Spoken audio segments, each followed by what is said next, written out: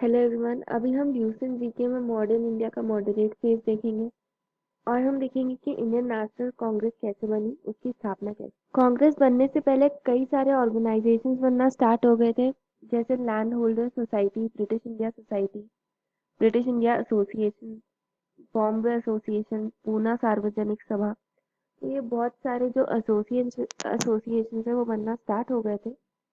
और बॉम्बे, मद्रास, कोलकाता तीनों शहरों में अलग अलग एसोसिएशन थे। इन एसोसिएशन को एक साथ लाने की कोशिश की गई 1883 में और एक कॉन्फ्रेंस बुलवाई गई, इंडियन नेशनल कॉन्फ्रेंस। ये कॉन्फ्रेंस सारे ऑर्गेनाइजेशन की बुलाई गई थी और कलकत्ता में ये ऑर्गेनाइजेशन हेल्ड की गई। और जो इंडियन एसोसिएशन के लीडर्स थे, एस एन बनर्जी और आनंद मोहन, उन्होंने ये कॉन्फ्रेंस बुलाई थी। और इसी इंडियन एसोसिएशन के बैनर के तले ये सारे ऑर्गेनाइजेशन को एक साथ करने की कोशिश की गई। और यही इंडियन एसोसिएशन आगे जाके कांग्रेस में मर्ज हो गई। तो 1884 में एक और व्यक्ति ने सेम कोशिश की, जिनका नाम था ए ओ ह्यूम। ये रिटायर्ड सिविल सर्वेंट थे और इन्होंने भी सोचा कि भारत में एक पॉलिटिकल ऑर्गेनाइजेशन की जरूरत है। उन्होंने इंडियन नेशनल यूनियन का गठन किया और इन्होंने सबको चिट्ठियां भेजी, जितने भी राष्ट्रीय नेता थे जो नेशनलिज्म की बातें कर रहे थे या जिनका एसोसिएशन था, उन्हें पूना में इनवाइट किया गया। बट पूना में मीटिंग नहीं हो पाई क्योंकि उस टाइम पूना में कोलेरा हो गया था। तो ये जो मीटिंग थी वो शिफ्ट कर दी गई बॉम्बे, और बॉम्बे में ये मीटिंग हुई। बाद में दादा भाई नारोजी के कहने पे ये जो इंडियन नेशनल यूनियन है, इसका नाम चेंज कर दिया गया इंडियन नेशनल कांग्रेस में। कांग्रेस का मतलब क्या होता है? कांग्रेस का मतलब ही मीटिंग होता है। तो जो इंडियन नेशनल यूनियन थी वो बन गई इंडियन नेशनल कांग्रेस। जो फर्स्ट सेशन था इंडियन नेशनल कांग्रेस का वो हुआ था गोकुलदास तेजपाल संस्कृत कॉलेज में, जो कि बॉम्बे में था। और इनके प्रेसिडेंट थे डब्ल्यू सी बैनर्जी, जो एक बहुत बड़े लॉयर थे कलकत्ता के। ये जो मीटिंग थी वो 72 डेलीगेट्स ने अटेंड की पूरे इंडिया से। और 1885 के बाद हर साल जो इंडियन नेशनल कांग्रेस है उसकी मीटिंग होने लगी, और इसने बहुत जल्दी पॉपुलैरिटी गेन की मिडिल क्लास इंडियंस में। इंडियन नेशनल कांग्रेस के फाउंडेशन से ही हम कह सकते हैं कि एक ऑर्गेनाइज्ड तरीके से इंडिपेंडेंस लॉन्च करने का एक टूल इसको वैसा देखा गया। फर्स्ट 2 डिकेड या पहले 20 साल हम देख सकते हैं, जो हिस्ट्री में इंडियन नेशनल कांग्रेस को ऐसा डिस्क्राइब किया गया है कि जो मॉडरेट्स थे उनको ब्रिटिश जस्टिस सिस्टम पे बहुत भरोसा था और वो ब्रिटिशर्स को बहुत उदारवादी मानते थे।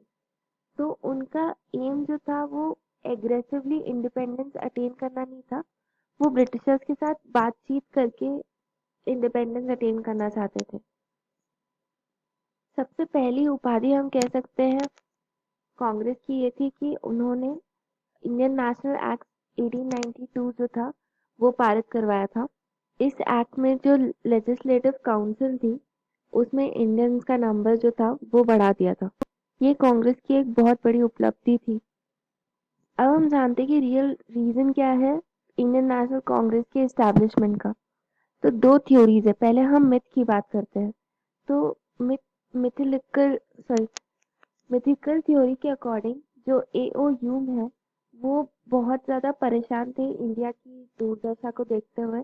तो वो चाहते थे कि इंडिया को एक पॉलिटिकल प्लेटफॉर्म मिले जहाँ पे वो जो भारत के देशवासी है उनकी आवाज, उनके दुख जो है वो ब्रिटिशर्स तक पहुंचा सके, ब्रिटिश एडमिनिस्ट्रेशन तक पहुंचा सके।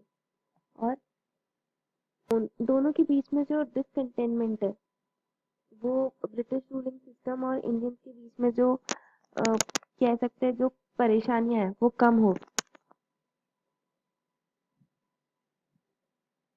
अब हम रियलिस्टिक थ्योरी के बारे में बात करते हैं। तो जो एक्सट्रीमिस्ट लीडर्स हैं जैसे लाला लाजपत राय, बाल गंगाधर तिलक, विपिन चंद्र पाल, इन्होंने एक थ्योरी दी जिसका नाम है सेफ्टी वॉल थ्योरी। तो लाला लाजपत राय जो है उन्होंने अपनी दो किताबों में भी इसके बारे में लिखा है। तो वो बुक्स है अनहैप्पी इंडिया और पंजाबी। इस बुक्स में इस थ्योरी को के बारे में वर्णन किया है। और उन्होंने जो ब्रिटिश पॉलिसी है इंडियन नेशनल कांग्रेस के इस्टेब्लिशमेंट के पीछे उसको भी क्रिटिसाइज किया। तो अब हम जानते हैं कि सेफ्टी वॉल्व थ्योरी क्या है। सेफ्टी वॉल्व क्या होता है, तो कुकर के ऊपर वो जो सीटी वाला जो होता है, तो उसे हम सेफ्टी वॉल्व कह सकते हैं। कुकर की सीटी पर अगर कोई भारी चीज रख दो और उसे चलने ना दो, तो कुकर 1 घंटे बाद, आधे घंटे बाद, 1.5 घंटे बाद फट जाएगा। मतलब एक समय के बाद ब्लास्ट होगा। ऐसा सिमिलर इंडियंस के साथ ना हो, इसीलिए अ, जो ब्रिटिशर्स ने क्या किया था, उन्होंने ये इंडियन नेशनल कांग्रेस का गठन किया था। लॉर्ड डफरिन थे, उन्होंने आइडिया दिया था इंडियन नेशनल कांग्रेस बनाने का एओयू को। और इससे क्या होगा, तो उस टाइम पे 19th सेंचुरी के बाद में एक नेशनलिज्म की वेव थी जो चल रही थी, और इंडियंस जो थे वो ब्रिटिशर्स के साथ बहुत गुस्सा रहते थे, या हम कह सकते हैं एग्रेसिव उनका बिहेवियर हो गया था। उन लोगों ने इंडियन नेशनल कांग्रेस बना के उनका एक उनको ऐसा दिखाया कि हम तुम्हारी प्रॉब्लम्स का सॉल्यूशन कर रहे हैं। तो एक पॉलिटिकल प्लेटफॉर्म दिया जिसमें वो सारी जो समस्या है लोगों की वो सुनने को तैयार हो गए। लेकिन मेन मकसद क्या था कि ब्रिटिशर्स की सत्ता को बचाए रखें। जो इंडियंस हैं उनके एग्रेशन से ब्रिटिशर्स की सत्ता को बचाए रहे, क्योंकि ब्रिटिशर्स को ऐसा डर था कि 1857 के बाद में अगर कुछ वैसा कुछ और बड़े स्केल पे हो गया तो ब्रिटिश हुकूमत का पतन हो जाएगा। इसी कारण जो हम कह सकते हैं इंडियन नेशनल कांग्रेस है, उसको गठित किया गया। अब हम बात करते हैं मॉडरेट लीडर्स के बारे में। तो मॉडरेट फेज है जो कांग्रेस का या इंडियन नेशनल मूवमेंट का, ये जो था ये डोमिनेट किया गया था मॉडरेट के द्वारा। मॉडरेट कौन थे? मॉडरेट वो लोग थे जो ब्रिटिश जस्टिस पर पूरा भरोसा था और वो उनको लेके लॉयल थे। अब हम बात करते हैं मॉडरेट लीडर्स, कुछ इंपॉर्टेंट मॉडरेट लीडर्स के बारे में। सबसे पहले हैं दादा भाई नारोजी। इनको बोलते हैं grand old man of India. ये सबसे पहले इंडियन है जो ब्रिटिश की जो पार्लियामेंट है वहाँ के एमपी बने थे। ये मेंबर थे house of Commons in Britain के। इन्होंने एक बुक भी लिखी, poverty and un-British rule in India, जिसमें इकोनॉमिक ड्रेन ऑफ इंडिया पर फोकस किया ब्रिटिश पॉलिसीज के कारण। तो इकोनॉमिक ड्रेन जो थ्योरी थी उसके बारे में इन्होंने ही हमें बताया था, और उसके बाद उस मैटर पे इंक्वायरी हुई थी। अब हम बात करते हैं उमेश चंद्र बनर्जी या डब्ल्यू सी बनर्जी के बारे में। ये सबसे पहले प्रेसिडेंट बने थे इंडियन नेशनल कांग्रेस के, और ये बहुत ही अच्छे लॉयर थे, और ये पहले इंडियन थे जो जिन्होंने एक स्टैंडिंग काउंसिल का काम किया था। अब हम बात करते हैं जी सुब्रमण्य अय्यर की। तो ये जो थे ये फाउंडर थे द हिंदू न्यूज़पेपर के, और वहाँ पे ये ब्रिटिश इंपीरियलिज्म, जो ब्रिटिश साम्राज्यवाद जो पॉलिसी है, अ, जो उसकी बहुत उसको क्रिटिसाइज करते थे। और इन्होंने एक और न्यूज़पेपर की फाउंडर थे ये, स्वदेशा मित्रन, इस न्यूज़पेपर के फाउंडर थे। और इन्होंने मद्रास महाजन सभा, इसको भी को फाउंड किया था।